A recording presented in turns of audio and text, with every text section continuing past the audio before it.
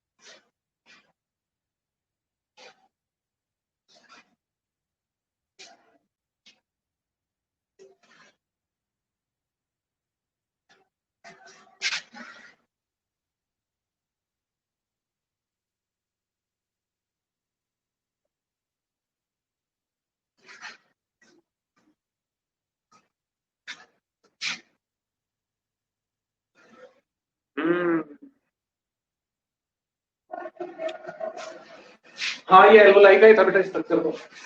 आज वाला टॉपिक ही है अपना।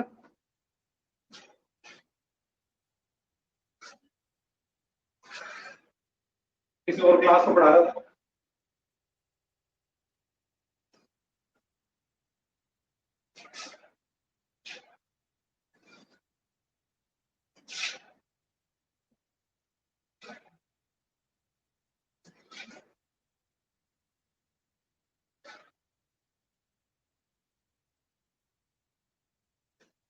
चलो, तो लास्ट क्लास में अपन ने कहाँ तक पढ़ लिया था, ये बताओ मेरे को फटाफट।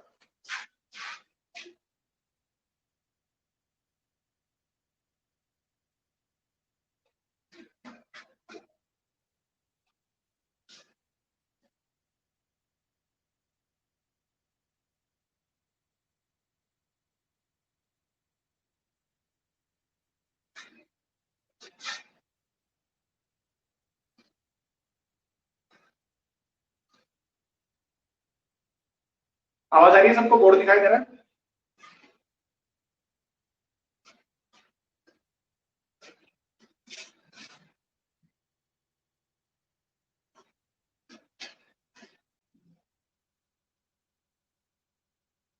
ओके, तो लास्ट क्लास में अपन ने कौन सा टॉपिक कवर कर लिया था?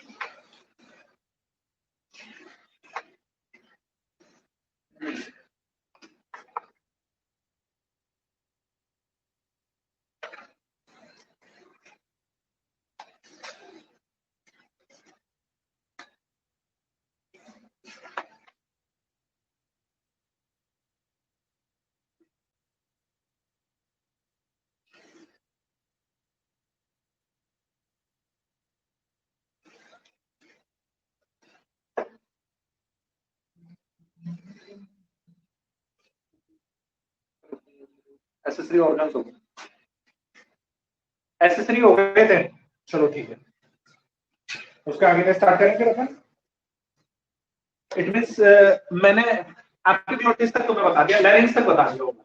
ठीक है, लैरिंग्स तक तुम्हें बता दिया था। जब उसके आगे की स्ट्रक्चर चालू करते हैं, फिर आप चलो देखो। उसके बाद में जो गैसेस हैं वो ट्रेवल करके स्पेसिफिक डक्ट लाइन स्ट्रक्चर पर पहुंचती हैं। एक बार तुमको बोर्ड मिला है।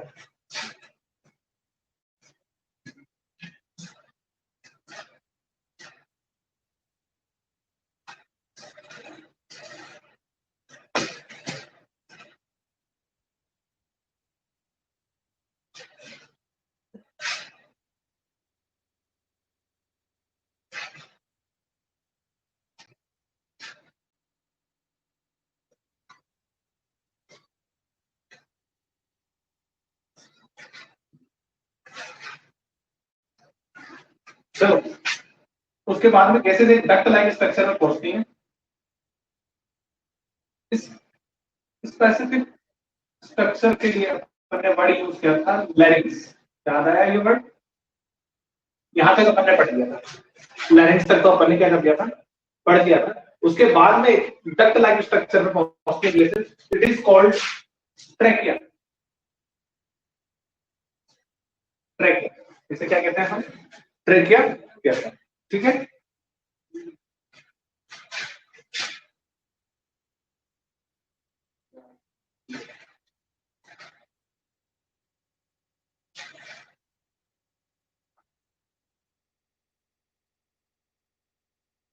ट्रैकिया। ठीक है, देखो ये एक 12 सेंटीमीटर लंबी डक्ट है। इसकी लेंथ कितनी है? 12 सेंटीमीटर। तो आज जो फर्स्ट ऑर्गन पढ़ रहे हैं इट इज आर ट्रैकिया। जैसे 12 सेंटीमीटर लॉन्ग ऑर्गन, ये एक डक्ट है, एक ट्यूब शेप ऑर्गन है, सिर्फ एक ट्यूब शेप ऑर्गन है। ठीक है, जो पाइप की तरह बिहेव करता है। ये मीडियम बनता है कि जो वोकल कॉर्ड से जो गैसेज आ रही है उन्हें लंग्स तक डिलीवरी करने का। ठीक है, तो एक ट्यूब लाइक स्ट्रक्चर, एक ट्यूब लाइक स्ट्रक्चर है। लेकिन देखो जब सभी कोई पाइप हो, ठीक है, तो उसके कोलैप्स होने का डर रहता है। हमेशा क्या रहता है? कोलैप्स होने का डर रहता है। जैसे जब तक आप ये भरा हुआ रहता है तब तक तो हमें कोई चिंता वाली बात नहीं है कि भाई जब तक आप ब्रीदिंग कर रहे हो, ब्रीद आउट कर रहे हो, दो प्रोसेस है, इनहेल और एक्सहेल। जब तक दोनों कर रहे हो तब तक तो कोई समस्या नहीं है क्योंकि ये भरा हुआ रहेगा। लेकिन जैसे ही खाली होगा तब हमारे साथ एक प्रॉब्लम आ जाएगी। कौन सी प्रॉब्लम आ जाएगी? हो सकता है ये कोलैप्स हो जाए, चिपक जाए। ये अपने जैसे घर पे पानी भरते हैं ना, कूलर वूलर में पानी भरते हैं या गार्डन में पानी देते हैं, जैसे गार्डन पाइप लूज पाइप होता है, उसको देखना जब तक पानी फ्लो होता रहता है ना, फ्लो होता रहता है तब तक तो वो फूला हुआ रहता है। लेकिन जैसे ही पानी बंद कर देते हैं तब वो क्या हो जाता है? चिपक जाता है। तब वो क्या होता है? चिपक जाता है।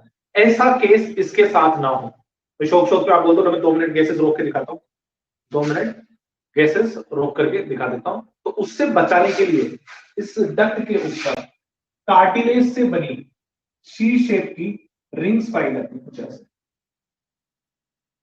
She shape. इंग्लिश का अल्फाबेट सी आता है, उस शेप की क्या पाई जाती है? कार्टिलेजियस रिंग पाई जाती है, रिंग्स पाई जाती है। रिंग्स का काम क्या है? तो सी शेप की मतलब सिर्फ इतना सा अल्फाबेट सी, पूरा डक्ट को कवर नहीं करता है, सिर्फ आगे लगा देते हैं। इसका फायदा ये रहेगा कि अब ये कोलैप्स नहीं होगी। अभी क्या नहीं होगी? कोलैप्स नहीं होगी, चिपकेगा नहीं पाइप, डक्ट नहीं होगी। ठीक है, डक्ट क्या नहीं होगी? चिपकेगी नहीं। ठीक है, ये इसको पूरे को क्या करके रखती है? प्रोटेक्टेड करके रखती है। उसके बाद में ये ट्रेकिया 2 पार्ट्स में डिवाइड हो गया, जिन्हें ब्रोंकियस कहते हैं। क्या कहते हैं? ब्रोंकियस। नाम बाद में लिखूंगा मैं, इसके ऊपर ही पहले लंग्स बना लेता है।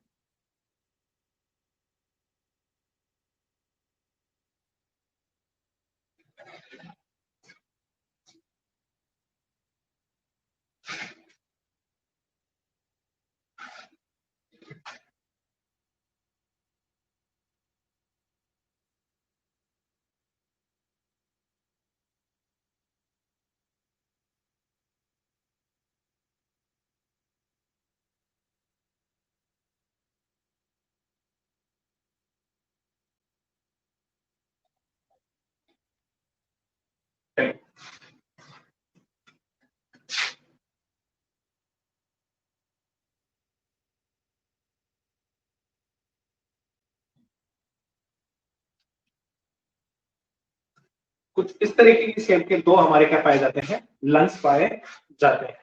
ठीक है, इस तरह की शेप के हमारे पास में क्या पाए जाते हैं? 2 लंग्स पाए जाते हैं। लंग्स एक स्पेसिफिक स्ट्रक्चर है, लंग्स एक स्पेसिफिक स्ट्रक्चर है, ठीक है, जो एक बैग लाइक स्ट्रक्चर बनाते हैं। लंग्स क्या बनाते हैं? एक बैग लाइक स्ट्रक्चर बनाते हैं जो दोनों तरफ से 2 कैविटी से घिरे हैं। This cavity is known as pleural cavity. Visceral fluid इसमें भरा रहता है। कौन सा फ्लूइड भरा रहता है अपना? Visceral fluid. इसके अंदर विसरल फ्लूइड भरा रहता है, प्लूरल कैविटी नाम है इसका। और इसके अंदर कौन सा फ्लूइड भरा रहता है? विसरल फ्लूइड भरा रहता है। इसके अंदर कौन सा रहता है? कैविटी का नाम तो हमने क्या दे दिया? Pleural cavity. और इसके अंदर एक फ्लूइड बना रहता है which is called visceral fluid, ठीक है ना, विसरल फ्लूइड। हाँ बेटा देखो अभी मैंने बताया ना 2 कैविटी पाई जाती है, ठीक है सुमित, 2 कैविटी पाई जाती है इसके अंदर, एक कैविटी नहीं है इसके अंदर, 2 कैविटी है। एक हमारी कौन सी है, प्लूरल कैविटी है, एक हमारी कौन सी होती है, विसरल कैविटी होती है, ठीक है ना, 2 कैविटी है हमारे पास में। हाँ ये बता रहा हूं, अभी एक्सप्लेन कर रहा हूं, उसी चीज पे चल रहे हैं, ठीक है ना। ये हमारी जो जगह बची हुई दिख रही है तुम्हें, ये स्पेस खाली दिख रहा है, इसे बोलते हैं कार्डिक नोच। कार्डिक नोच, कार्डिक मतलब किससे जुड़ा हुआ होगा, हार्ट से, तो इस जगह पे हमारा क्या पाया जाता है, हार्ट पाया जाता है, कार्डिक नोच बोलते हैं इसको, क्या बोलते हैं, कार्डिक नोच। देखो जो प्लूरल कैविटी जो तुम्हें दिखाई दे रही है वो आउटर मेम्ब्रेन को बोलते हैं अपन, जो इसकी जो आउटर मेम्ब्रेन है वो ये है, ठीक है। इसकी इनर मेम्ब्रेन को अपन क्या कहते हैं, विसरल मेम्ब्रेन, इसको क्या कहते हैं, विसरल मेम्ब्रेन, ठीक है ना। अपनी बुक में एनसीईआरटी की बुक है उसमें तुम्हारे पास में एक्सप्लेन नहीं कर रखा है, इसमें सीधा प्लूरल मेम्ब्रेन दिखा रखा है, और जबकि ये है कौन सी अंदर वाली हमारी विसरल प्लूरो, तो इसे विसरल क्या कहते हैं पर, विसरल प्लूरा कह सकते हैं, विसरल मेम्ब्रेन कह सकते हैं, ठीक है ना।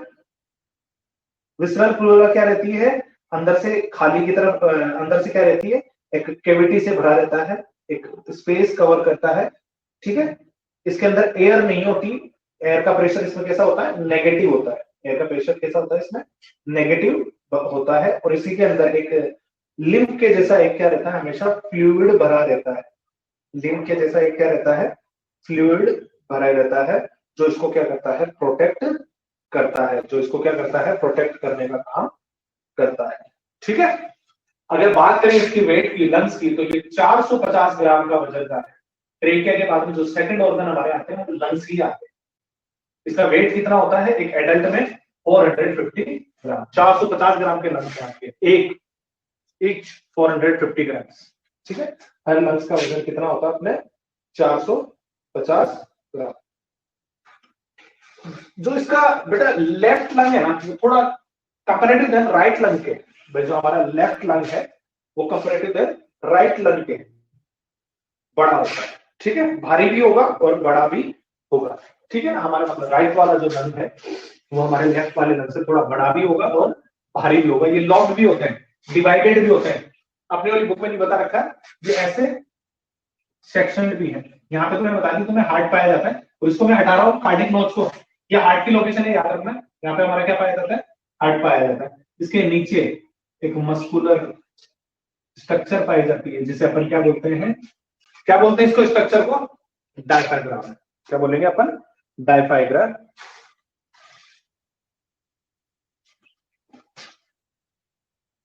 इस स्ट्रक्चर को अपन क्या बोलते हैं, डायफ्राम बोलते हैं, ठीक है ना।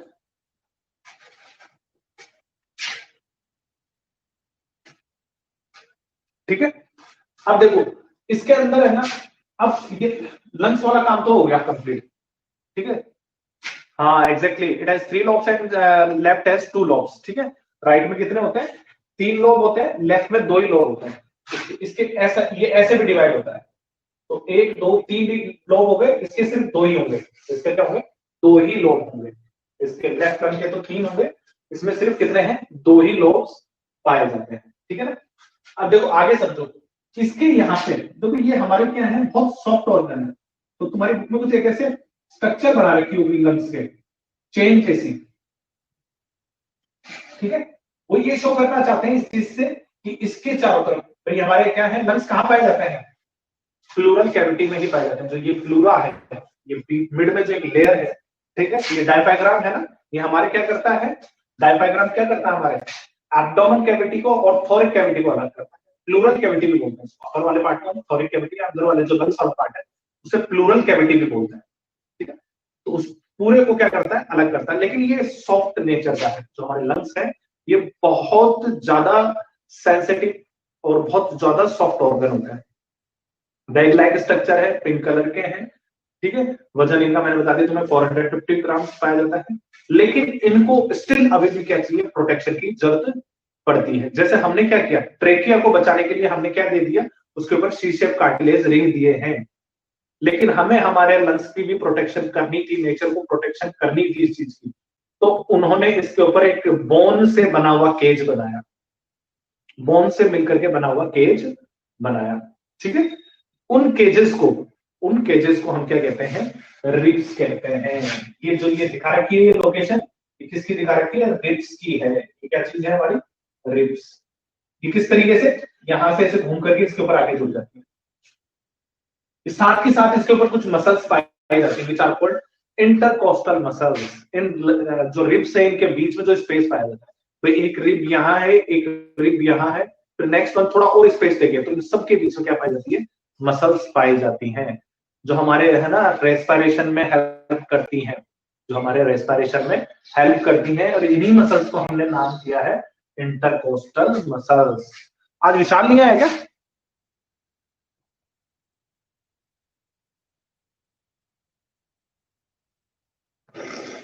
इन्हीं मसल्स को हमने क्या नाम दिया है, इंटरकोस्टल मसल्स नाम दिया है। ठीक है, देखो ये सब चीजें क्या कर लेती है, केज बना लेती है, एक सुरक्षा कवच बनाती है, प्रोटेक्टेड लेयर बना लेती है इसके तौर पर।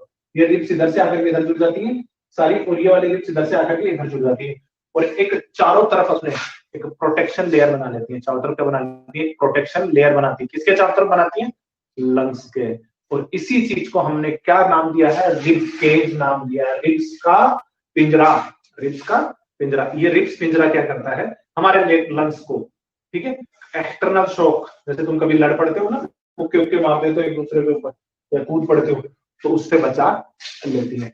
लोकल लैंग्वेज में, जनरल लैंग्वेज में इन्हें क्या कहते हैं, पर पसलियां कहते हैं, अपनी जो अपनी आपसी भाषा है उसमें अपन क्या कहते हैं, पसलियां पाई जाती है। ये सब चीज आप फील भी कर सकते हो अपनी बॉडी पे, क्या कर सकते हो, यहाँ से लेके यहाँ तक फील कर सकते हो।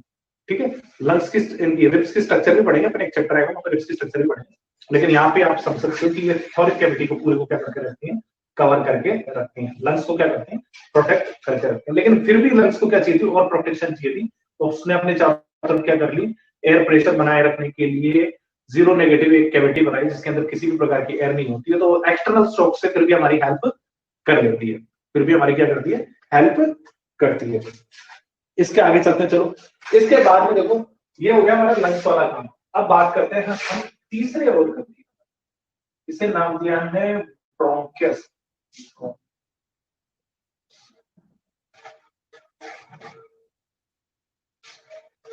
ठीक है, ब्रोंकियस। देखो हमारा जो ट्रेकिया आगे चल के ना दो पार्ट में डिवाइड हो रहा है, दिख रहा है तुम्हें, हमारा जो ट्रेकिया वाला पार्ट है वो आगे चल के दो पार्ट में डिवाइड हो रहा है। ठीक है, इसे हमने नाम दिया है प्राइमरी ब्रोंकियस। क्या नाम दिया है हमने, प्राइमरी ब्रोंकियस।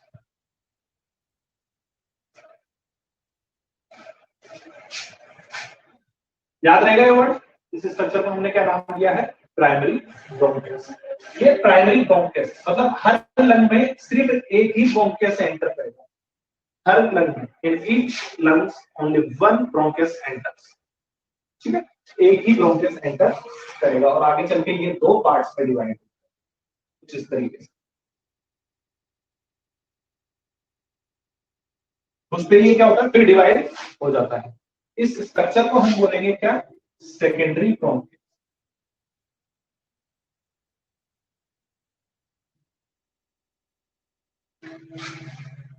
क्या बोलेंगे, सेकेंडरी ब्रोंकियस। सेकेंडरी ब्रोंकियस आगे चल के फिर डिवाइड होते हैं और बनाते हैं एक specific structure which is called tertiary bronchus.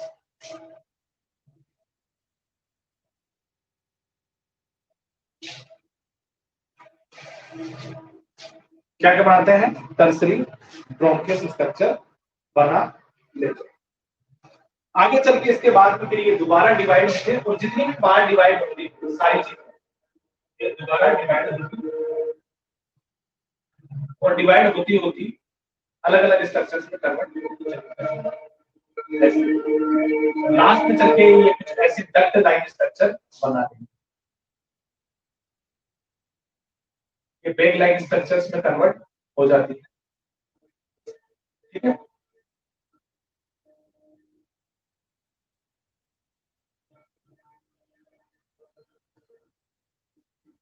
ये पेग लाइक स्ट्रक्चर में ऐसे कन्वर्ट हो जाते हैं आगे चल। ठीक है, इससे पहले जो ये डक्ट में कन्वर्ट हुआ है इसे अपन नाम देंगे ब्रोंक्योल्स। क्या नाम देंगे? ब्रोंक्योल। स्पेलिंग सेम है, बस IOLS लगाना है ना। ये वाली स्पेलिंग है, इसके आगे इसको अपन किसमें कन्वर्ट कर देते हैं? ये वाली स्ट्रक्चर है, ये हमारी क्या कहलाएगी? ब्रोंक्योल। याद रहेगा ये? तो जो फोर्थ आएगा इसमें आएगा हमारा क्या? ब्रोंक्योल। और लास्ट में ये चलते कि किसमें? एल्वोलाई डक्ट में।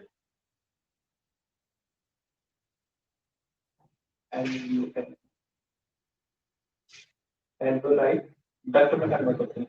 तो ये स्ट्रक्चर दिखाई दे रही है, ये क्या कहलाती है? हमारी एल्वोलाई डक्ट कहलाती है, याद रखना।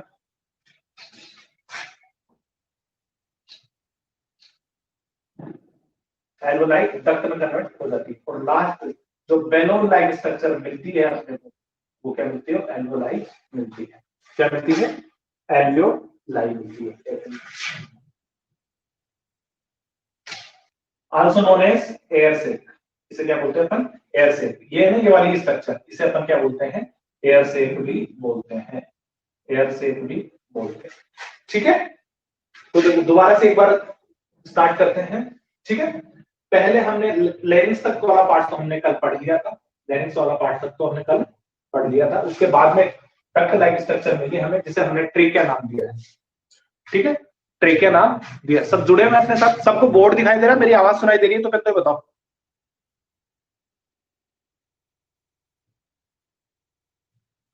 आवाज और बोर्ड क्लियर दिखाई दे रहा है तो थंब भेज दो फटाफट।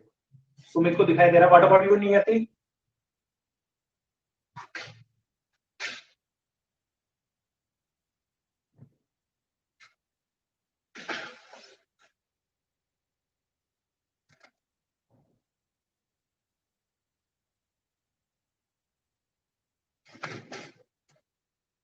चलो चालू करें।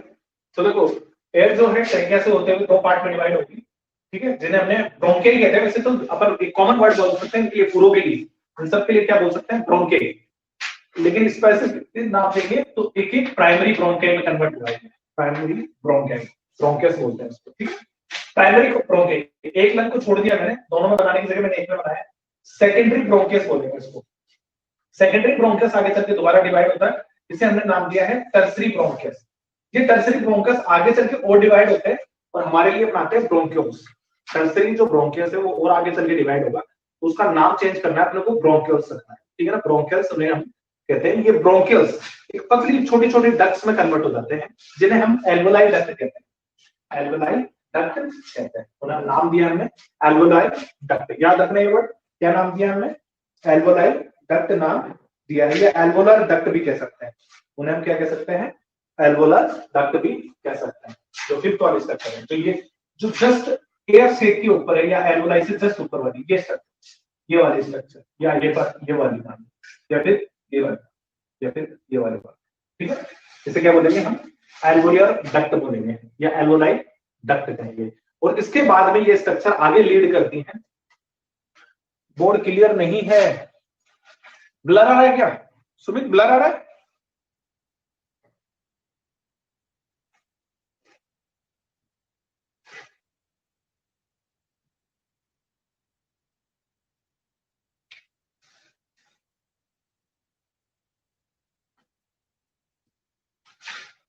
लेफ्ट साइड का ब्लर आ रहा है।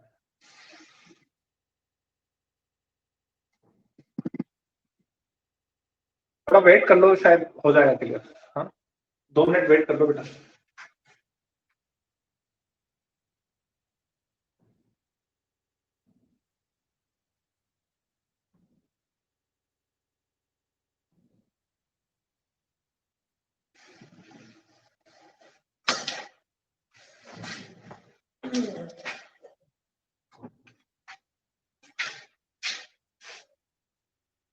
Internal structure of lungs show नहीं हो रहा है।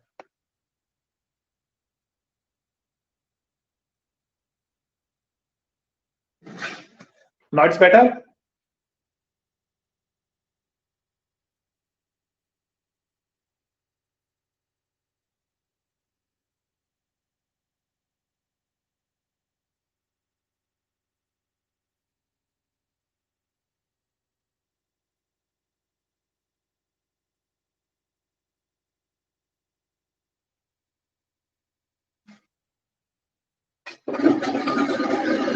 ले लो, तो अपन थोड़ा सा इसको और आगे कर लेते हैं, ठीक है।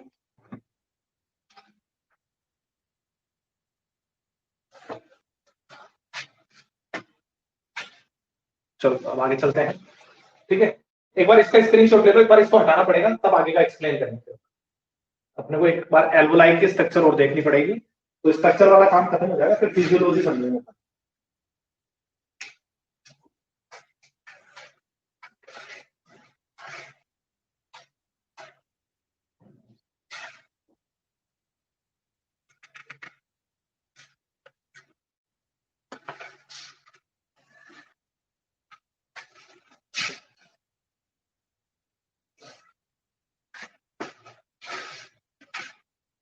मैं बोर्ड की अगर पिक लेने जाऊंगा ना बेटा, मुझे बाहर जाना पड़ेगा, और बाहर जाने के लिए मुझे सारी क्लास छोड़ करके जानी पड़ेगी।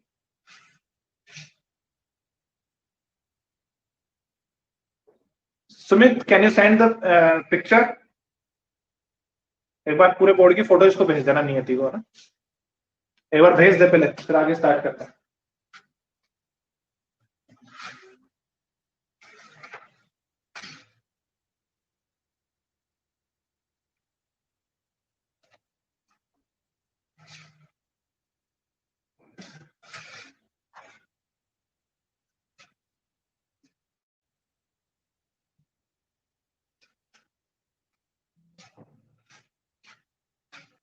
सुमित एक बार फोटो भेज देना बेटा।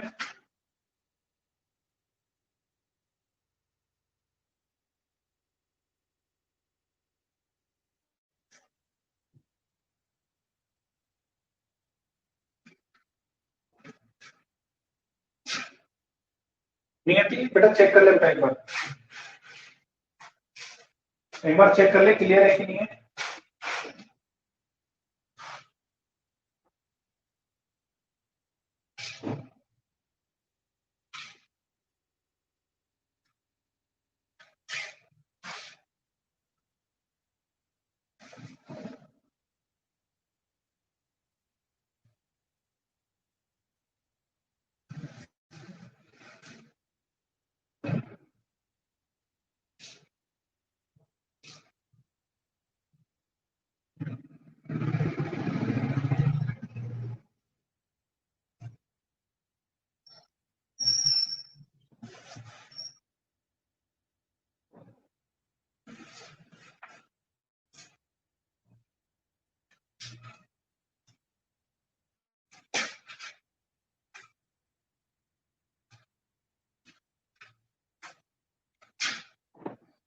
नियति क्लियर है बेटा फोटो? आगे करें फिर चालू।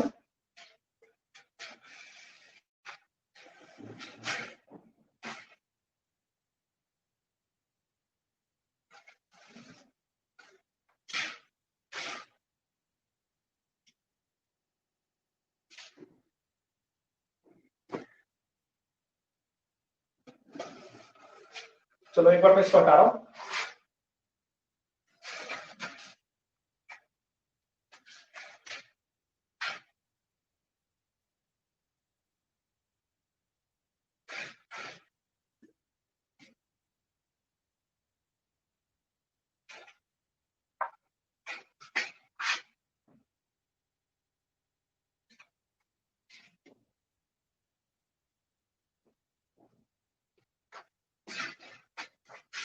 अब एक बार अपन है ना, दोबारा से मैं स्ट्रक्चर समझा रहा हूं, तो मैं ट्रेकिया से ले जा करके किस तरह के हम अपन कहां तक पहुंचे थे, एल्वोलाई सेक तक या एल्वोलाई तक पहुंचे थे।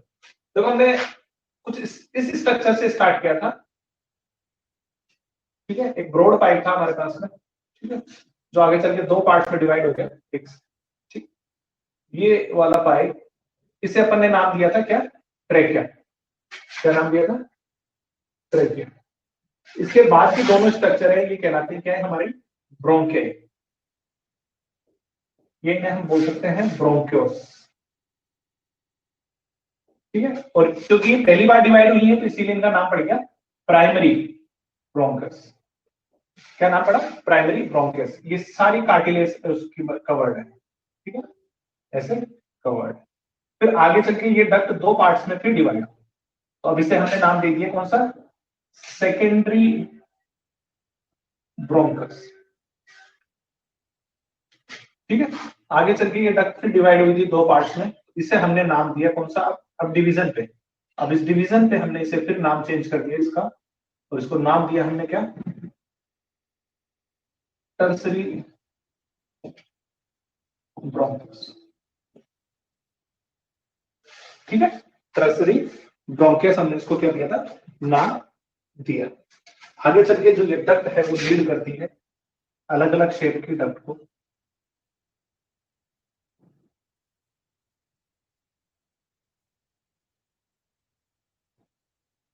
कुछ इस तरीके से लीड कर जाती है। ठीक है, इस स्ट्रक्चर को हमने नाम दिया क्या था, ब्रोंकियल्स। क्या नाम दिया हमने, ब्रोंकियल्स।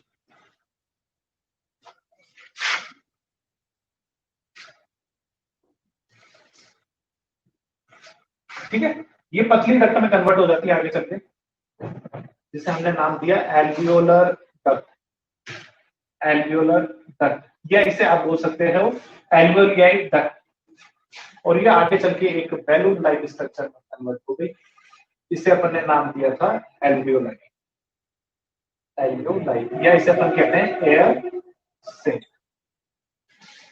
इसे अपन ने नाम दिया, अपन ने क्या, एयर सेक। अब तो कोई दिक्कत होगी नहीं मेरे ख्याल से, अब तो आपको क्या है, कोई दिक्कत नहीं होगी। दिखाई दे रहा तो नहीं है थी पूरा डायग्राम, ये आपकी बुक में नहीं है, ये बना लो अपने, ये अपनी बुक में दे नहीं रखा है, ये बना लो। अब इसमें सब चीजें क्लियरिफाई हो गई हैं, कैसे कैसे डिवाइड हुई थी, कैसे कैसे आगे चली हैं।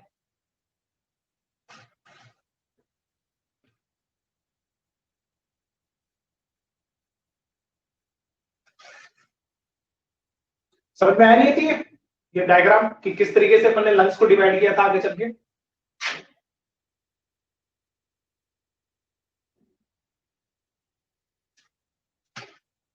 तो हमारी जो एयर है, जो कंपोजिशन ऑफ गैसेस है, वो हमारे पास में नेसल कैविटी से होते हुए ट्रेकिया पे, ट्रेकिया से प्राइमरी ब्रोंकियस, प्राइमरी से सेकेंडरी, सेकेंडरी से टर्सरी, टर्सरी से ब्रोंकियोल्स, और फिर एल्वोलाई डक्ट से होती हुई, एल्वोलाई डक्ट से होती एल्वोलाई तक पहुंचती है। ये air like structure, air bag like structure है, जो इसका सरफेस एरिया बढ़ाने का काम करता है, इसका सरफेस एरिया क्या कर देते हैं, इंक्रीज कर देते हैं। ठीक है, यहां तक किसी को कोई दिक्कत है तो बता दो, यहां तक किसी को कोई समस्या है तो बता दो।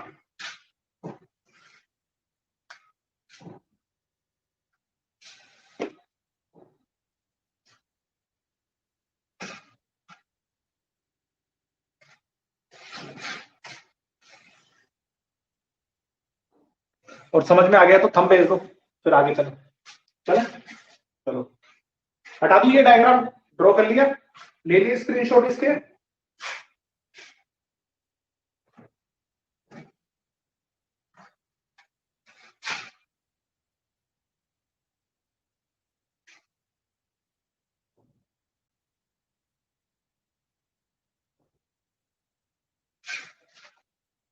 अब बात करते हैं अपन पूरी मैकेनिज्म की, कि एक्चुअल में ये तो हो गए हमारे ऑर्गन वाले पार्ट, ये तो हमारे क्या हो गए, ऑर्गन वाला पार्ट हो गया। ठीक है ना, ये कुछ इस तरीके का रेस्पिरेटरी सिस्टम होगा। अब बात करते हैं इसकी फिजियोलॉजी, एक्चुअल में ये मैकेनिज्म होती कैसे, एक्चुअल में ये मैकेनिज्म होती कैसे। तो दो सिंपल स्टेप्स है हमारे पास, दो सिंपल स्टेप है, ब्रीद इन और ब्रीद आउट, जिसे हम इनहेलेशन एक्सहेलेशन कहते हैं, छोटी भाषा में कह देता हूं इनहेल और एक्सहेल कह देता हूं। सिंपल से दो शब्द है हमारे पास में, इनहेल और एक्सहेल। इन दो वर्ड्स में बहुत बड़ा मीनिंग छुपा हुआ है भाई। अब जैसे सुबह सुबह बाबा रामदेव कह देता है कि लंबी लंबी सांसें ले लो, रोको और छोड़ दो, ठीक है, और रेस्पिरेशन तो करवाया है उसने, ठीक है, रेस्पिरेशन तो उन्होंने करवा दिया अपने को, लेकिन एक्चुअल मैकेनिज्म इतनी सिंपल नहीं है जितनी अपन ने बोल के बताया। एक्चुअल मैकेनिज्म में चार बेसिक स्टेप्स का इन्वॉल्वमेंट रहता है, चार बेसिक स्टेप्स का इन्वॉल्वमेंट रहता है अकॉर्डिंग टू योर बुक, आपकी बुक के अनुसार चार स्टेप बताए। पहला स्टेप वो कह रहे हैं कि आपको इनहेल करना होगा, एनवायरमेंट से गैसेस को क्या करना होता है, बॉडी के अंदर लेना रहता है, जिसे ब्रीदिंग कहते हैं अपन, पल्मोनरी वेंटिलेशन कह सकते हैं। ठीक है, जिससे अपन क्या कर लेते हैं, ऑक्सीजन को इनहेल कर लेते हैं, अमाउंट एक सर्टेन अमाउंट को इनहेल कर लेते हैं।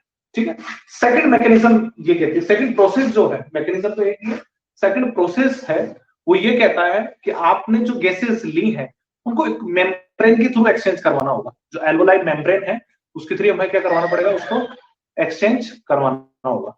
ठीक है, जिसे कहते हैं, मतलब होता तो सिंपल डिफ्यूजन के थ्रू है, कोई मैकेनिज्म खास नहीं है इसका, डिफ्यूजन के थ्रू है, लेकिन O2 और CO2 दोनों को क्या करवाना होता है, वो करवाना होता है अपने को, क्या करवाना होता है, एक्सचेंज। भाई इनहेल कर लिया, लेकिन O2 और CO2 का लेना देना होगा, CO2 अपने को वापस लानी है, O2 वहां छोड़ के आनी है। तीसरी चीज, उस ऑक्सीजन को ब्लड में डालना है, ब्लड से पूरी बॉडी में रेगुलेट करवाना है, ऑक्सीजन को ब्लड में डालना है और पूरी बॉडी तक पहुंचाने का काम भी करना है। ठीक है, इसके बाद में लास्ट में जो अपन ने पढ़ा था ना, सेलुलर रेस्पिरेशन जिसे अपन कहते हैं, ठीक है, इंटरनल रेस्पिरेशन वाला प्रोसेस, सेल्स के पास जाकर के अपने को क्या करनी है, फिर उस गैसेस को डिलीवर भी करना है, ताकि वो कैटाबॉलिक रिएक्शंस के लिए, ग्लूकोज को ब्रेक डाउन करने के लिए अपनी उस ऑक्सीजन वाले लेवल को काम में ले सके। ठीक है ना, तो इन 4 स्टेप्स को अपने को पढ़ना है। तो अपन बात करेंगे किसकी, मैकेनिज्म की, मैकेनिज्म ऑफ रेस्पिरेशन या physiology of respiration, mechanism of respiration. ये अगला अपना टॉपिक क्या है, मैकेनिज्म ऑफ रेस्पिरेशन। सिंपल से 2 प्रोसेस है, सिंपल से 2 प्रोसेस हैं हमारे, जो इस पूरे रेस्पिरेशन को क्या करते हैं, कंप्लीट करवाते हैं। पहला जिसे अपन कहेंगे इंस्पायरेशन, दूसरा है हमारा उल्टा इसका जस्ट सेकंड वाला, जिसे अपन बोलते हैं एक्सपायरेशन। अपन सादा भाषा में इसे कहते हैं इनहेल करना, एयर को अंदर लेना, इसे एक्सहेल करना, हवाओं को बाहर निकाल देना। तो 2 सिंपल से प्रोसेस हैं, इनहेल करना, ठीक है, और एक्सहेल मतलब बाहर निकालना। इस पूरे प्रोसेस को मिला करके अपन पल्मोनरी वेंटिलेशन कहते हैं, पल्मोनरी वेंटिलेशन। इसी प्रोसेस को हम क्या करते हैं, पल्मोनरी वेंटिलेशन कहते हैं। तो O2 का अंदर लेना और CO2 को बाहर निकाल देना, यही तो कहलाता है। तो सिंपल सा प्रोसेस है। इंस्पायरेशन में होना क्या चाहिए, O2 बॉडी के अंदर आ जानी चाहिए, ठीक है, सॉरी O2 बॉडी के अंदर आ जानी चाहिए और CO2 क्या करनी चाहिए, बॉडी से बाहर चली जानी है। सच process is called pulmonary ventilation. ठीक है, 2 सिंपल स्टेप है मेरे पास में, इंस्पायरेशन और एक्सपायरेशन, इनहेल और एक्सहेल जिसे हमने कहा है, जिसको दोनों को मिला के हम क्या कहते हैं, पल्मोनरी वेंटिलेशन कहते हैं, पल्मोनरी वेंटिलेशन कहते हैं। तो ये पहला स्टेप है मेरा, किसमें, पल्मोनरी वेंटिलेशन वाला जो मैंने करवाया है। This is our first step of inspiration mechanism. जो रेस्पिरेशन की जो अपन मैकेनिज्म पढ़ते हैं उसमें यही पढ़ते हैं। ठीक है, पल्मोनरी वेंटिलेशन जो है वो इसी का स्टेप होता है, जो इसी का स्टेप होता है। एक्चुअल में हुआ कैसे, लेकिन ये सब चीज हुई कैसे, इतनी सिंपल थोड़ी ना थी, इतनी सिंपल थोड़ी ना है। ठीक है, तो इसके लिए अपने को छोटा सा डायग्राम समझना होगा। कुछ इस तरीके के हमारे लंग्स थे, जिसके नीचे हमारे एक स्पेसिफिक स्ट्रक्चर थी, व्हिच इज कॉल्ड डायफ्राम।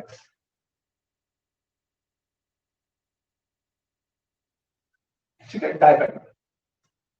इसके चारों तरफ हमारे पास में क्या थी, मसल्स थी, सॉरी वो थी, रिब्स थी।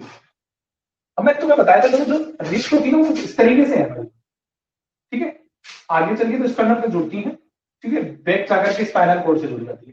लेकिन इनके बीच में जो ये खाली जगह है ना, ये खाली कुछ नहीं होती, इसके बीच में मसल्स पाई जाती है। क्या पाई जाती है, मसल्स पाई जाती है। रिब्स के बीच में क्या पाई जाती है, मसल्स पाई जाती है। इन मसल्स को हम क्या कहते हैं, इन मसल्स को हमने नाम दिया था कौन सी, इंटरकोस्टल मसल्स। क्या नाम था, इंटरकोस्टल मसल्स। ये मसल्स क्या करती हैं, रिब्स को खींचने का काम करती है, रिब्स को खींच करके साइज छोटी बड़ी कर सकती है, साइज को क्या कर देती है, छोटा बड़ा करते हैं। तो जब देखो इंस्पायरेशन होता है, जब इनहेल करते हैं हम गैसेस को अंदर लेते हैं बॉडी पे, तो हमारा डायफ्राम क्या होता है, कुछ इस डोम शेप का होता है, वो स्ट्रेट हो जाता है, ऐसे डोम शेप की है, स्ट्रेट हो जाएगा। इससे लंग्स की साइज इंक्रीज होगी।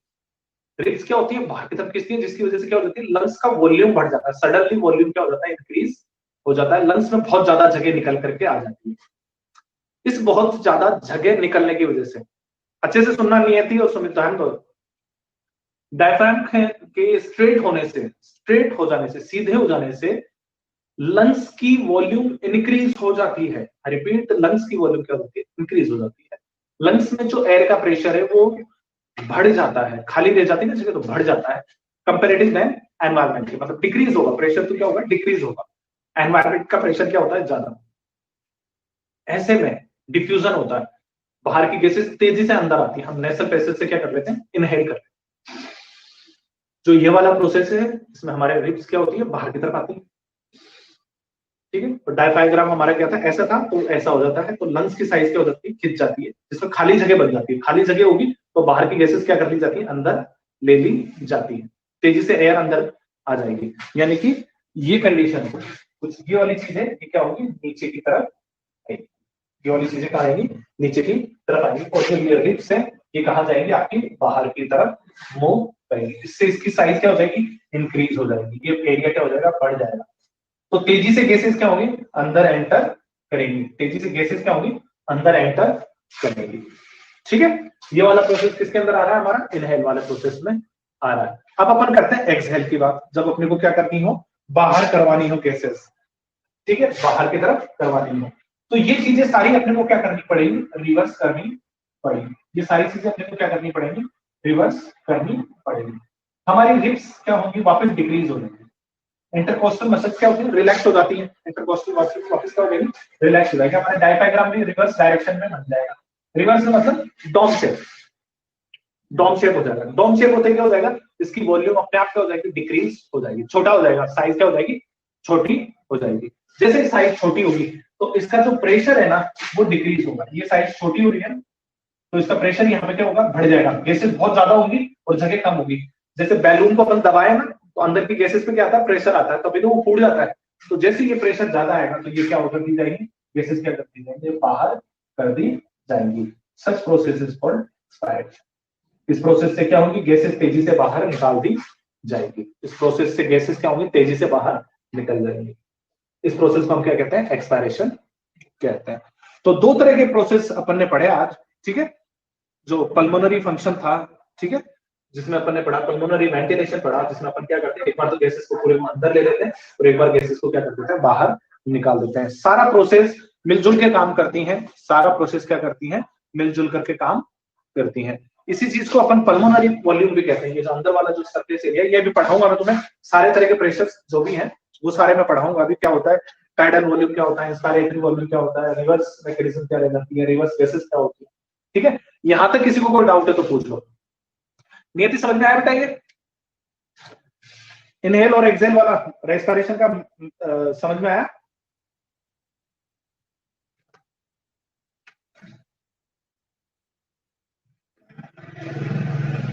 Great. What about you Sumit?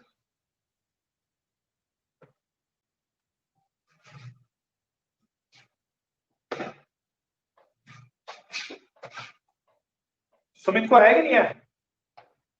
Is he with us और नॉट?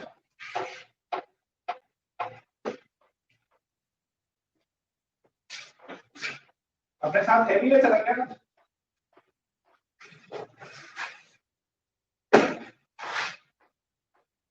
चलो देन नेक्स्ट क्लास में मिलते हैं फिर, है ना। आज के लिए बहुत है इतना, थोड़ा पढ़ना है इस चीज को दोबारा, ठीक है।